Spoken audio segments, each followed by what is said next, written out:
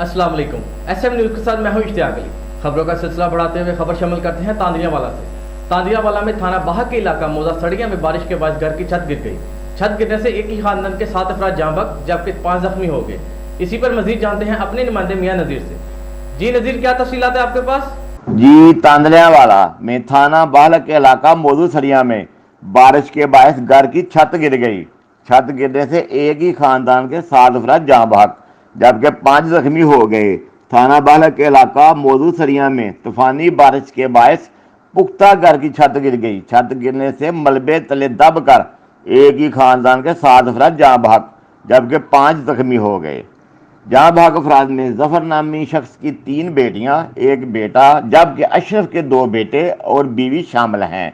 अहले इलाका ने अपनी मदद आप के तहत जहाँ भाग और जख्मी अफराद को मलबे से निकाला।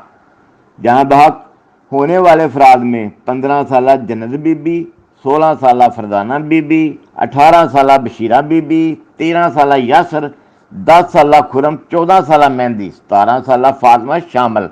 जबकि जख्मी अफराद में नासर, अशरफ, जफर, अनवर और कनीज़ फातिमा भी शामिल हैं।